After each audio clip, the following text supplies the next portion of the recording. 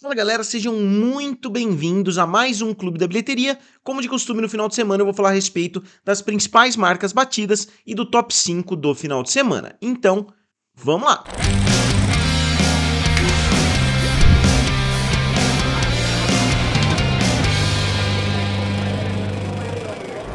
Pessoal, esse foi um final de semana muito competitivo, mais competitivo do que a grande maioria dos finais de semana que a gente costuma ver. Normalmente no início do ano a gente vê uma competição, só que lá embaixo vários filmes fazendo valores quase que irrelevantes. Agora não, a gente está vendo uma competição bastante acirrada. Na verdade, do primeiro para o sétimo colocado, a gente não vê uma distância tão grande assim, mas isso eu vou mostrar para vocês no decorrer do vídeo. Na primeira posição, retornando de forma triunfal, ficou o filme Spider-Man através do Aranhaverso, que conseguiu voltar para a primeira posição. No final de semana passado, ele estava na terceira posição e o filme fez mais 19,3 milhões de dólares, com uma queda de somente 29%.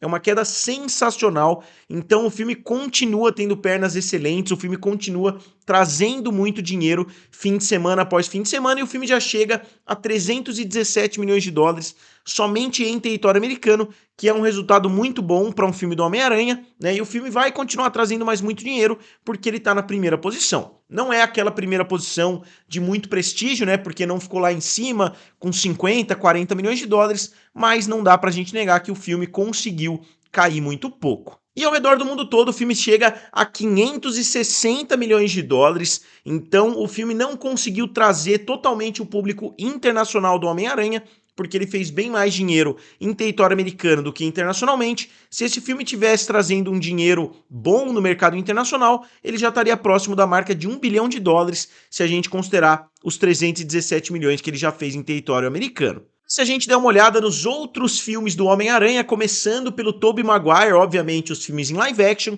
o primeiro filme do Tobey fez 825 milhões, o segundo fez 788 milhões, o terceiro 894 milhões, depois a gente entra na trilogia do Mark Webb, estrelado pelo Andrew Garfield, 757 e 708. Eu falo uma trilogia porque eles pretendiam fazer um terceiro filme que acabou não saindo, e depois a gente entra nos filmes do universo Marvel, 880 milhões para o Homecoming, 1,1 bilhão para o segundo filme, né, que é o Longe de Casa, e 1,9 bilhão para o filme Sem Volta para Casa. Eu odeio esses nomes, né, dessa trilogia do Tom Holland, só que aí a gente tem também os dois filmes animados. A gente tem o primeiro filme do Aranhaverso, que fez 384 milhões, então esse filme já fez 560 milhões, já está quase 200 milhões à frente do seu antecessor. E pessoal, só explicando, se o áudio estiver um pouquinho ruim, podem comentar aqui abaixo, mas eu não consegui fazer funcionar no meu computador, porque eu estou fazendo uma gambiarra aqui, porque o áudio simplesmente não está funcionando direito. Então, só explicando para vocês, eu tive um problema técnico, eu estou tendo que gravar em outro computador hoje, né? Só explicando porque toda vez que eu gravo com esse outro computador, as pessoas dizem nos comentários, né, que o áudio não ficou tão bom. E vamos dar uma olhadinha no acompanhamento semanal que eu venho fazendo com o filme do Homem-Aranha. O filme abriu com 208 milhões, depois ele somou mais 181, foi para 389, depois ele foi para 489, somando mais 100 milhões, e agora para 560, somando mais 71 milhões de dólares. Então continua sendo uma evolução sensacional. Eu acho que esse filme tem potencial para continuar subindo, né, nas bilheterias para se tornar um dos grandes sucessos de 2023. Com certeza, em termos numéricos, né, digamos assim, considerando o orçamento de 100 milhões, o filme já é um sucesso estrondoso, só que eu acho que o filme vai continuar subindo mais ainda também em termos de volume final.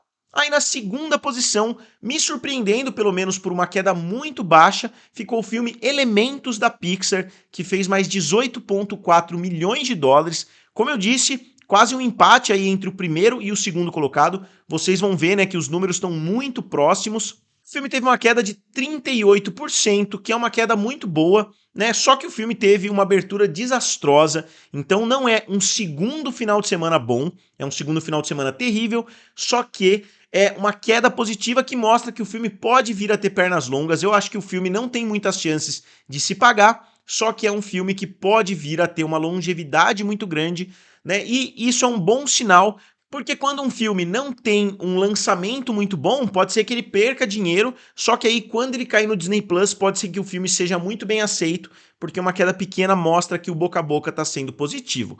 A gente viu coisas semelhantes com Encanto, que não foi um sucesso nas salas de cinema e se tornou aí um dos maiores sucessos de todos os tempos nos serviços de streaming. A mesma coisa vale para Moana. Moana foi um sucesso quando foi lançado no cinema, mas não foi um sucesso tão grande quanto foi no Disney Plus. Então, eu acredito que existe uma possível segunda vida para o filme Elementos da Pixar, se ele continuar tendo pernas boas. Eu acho que quando cair no Disney Plus, muitas pessoas vão querer conferir. Então aqui eu atualizei o quadrinho com a bilheteria de todos os filmes da Pixar. O filme chega a 121 milhões de dólares ao redor do mundo inteiro. Ele ainda tem alguns países para estrear e ele ainda está bem atrás da bilheteria péssima do Lightyear, que foi de 226 milhões. Ele ainda está atrás de Dois Irmãos, que foi lançado, digamos assim, no início da pandemia. E ele está muito atrás de todos os outros grandes lançamentos, inclusive do Bom Dinossauro, que fez 332 milhões de dólares. Então o filme tem tudo para ser o maior flop da Pixar até hoje, se a gente considerar, obviamente, que Dois Irmãos teve uma estreia muito limitada por causa da pandemia.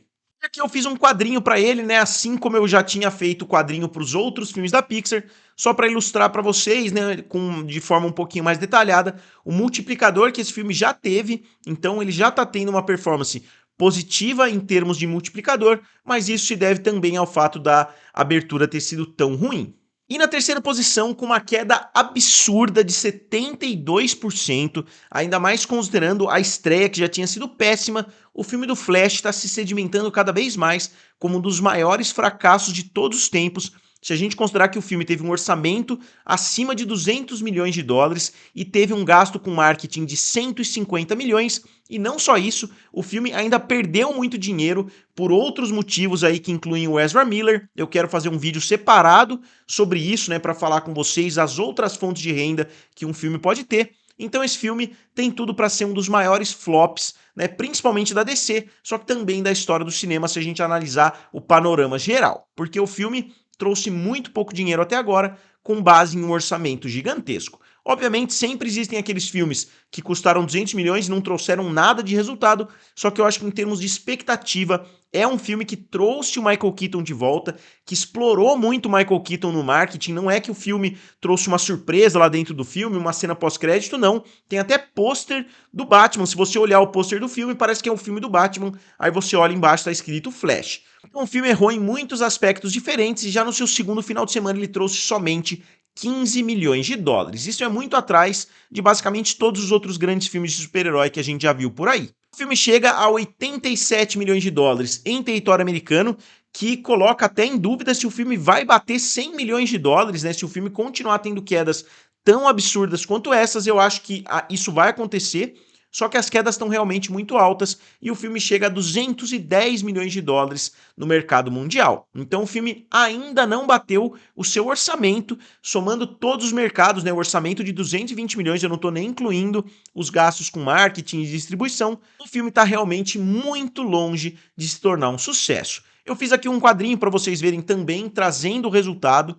O valor, né, é o suficiente para ultrapassar algumas das bombas aí que a DC lançou nesses últimos anos, como Aves de Rapina, como Shazam 2, como o Esquadrão Suicida. Eu não vou culpar o Esquadrão Suicida porque teve lançamento simultâneo, só que como vocês podem ver aqui, o filme ainda está grosseiramente atrás dos primeiros filmes que foram lançados neste universo da DC, o que mostra que eles conseguiram sucatear completamente a marca. A gente vê que os filmes começaram lá em cima e foram decaindo até chegar nesse patamar atual. Eu vou continuar falando a respeito do Flash, eu quero fazer uma análise separada, explorando os motivos e assim por diante, então eu vou deixar minha análise desse final de semana por aqui, porque se o primeiro final de semana foi terrível, o segundo final de semana foi pior ainda, porque a queda foi absurdamente alta, na casa dos 72%. Quarta posição ficou o filme estrelado pela Jennifer Lawrence, é um filme da Sony. Aqui no Brasil ele se chama Que Horas Eu Te Pego. O filme custou 45 milhões de dólares, então é um filme com um orçamento relativamente elevado para uma comédia que não tem efeitos especiais, nem nada nesse sentido. O filme teve uma abertura de 15,1 milhões, né? Então, como vocês podem ver, do primeiro até o quarto a gente está indo de 19 para 15, uma queda muito baixa, né, para tantos filmes assim nessa mesma casa, numa faixa aí de 5 milhões de dólares.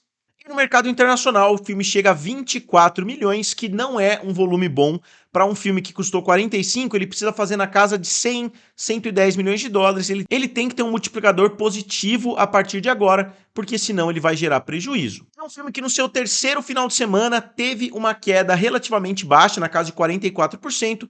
É o novo Transformers. O filme fez mais 11,6 milhões de dólares e já chega a 122 milhões. Já chega não, né? Chega a 122 milhões em território americano. Ainda está bem distante dos seus antecessores. Vou colocar aqui o quadro dos outros Transformers. Lembrem-se que esse filme chegou a 341 milhões com o resultado desse final de semana. Eu falo isso ao redor do mundo inteiro. Vamos dar uma olhadinha nos outros filmes da franquia. A gente tem o primeiro filme de 2007 com 709 milhões, o segundo com 836, o terceiro com 1,1 bilhão, o quarto com 1,1 bilhão também, depois o quinto com 605 milhões e finalmente o Bumblebee, que não faz parte dessa numeração, né, dos filmes, com 467.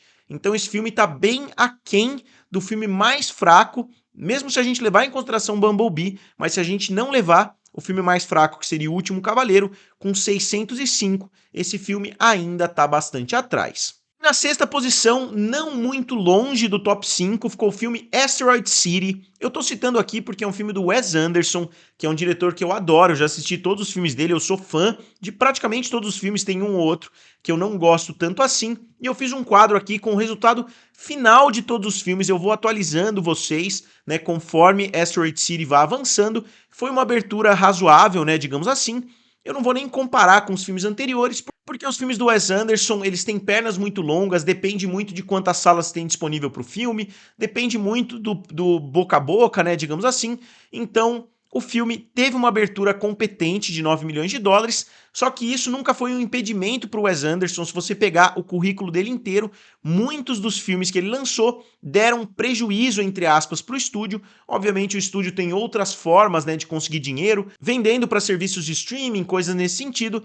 Então o Wes Anderson não é um cara que traz muito dinheiro, com exceção, né, do Grande Hotel Budapeste, que acabou trazendo bastante dinheiro, mas também não foi um sucesso de outro planeta, mas é um dos meus diretores favoritos em atividade. Eu ainda não assisti, né, esse último filme dele, que tem um dos maiores elencos que você pode imaginar, né? Eu ia até ler aqui para vocês o elenco, mas tem tantos atores diferentes que eu não quero nem ocupar tanto tempo assim aqui no Clube da Bilheteria. Só para não deixar de falar, na sétima posição ficou o filme da Pequena Sereia, com uma queda de 22%. O filme tá tendo uma performance sensacional nos Estados Unidos. Se a gente excluir o restante do mundo, o filme tá tendo uma performance muito boa. E como eu falo sempre, o orçamento é tudo, né, pra gente decidir se um filme foi lucrativo ou não, porque se o filme tivesse um orçamento de 150 milhões, ele já seria lucrativo, mas ele teve um orçamento de 250 milhões. Eu não sei se por causa da pandemia, eu não sei se eles tomaram decisões muito caras ali para fazer o filme, eu não sei se a Disney tá gastando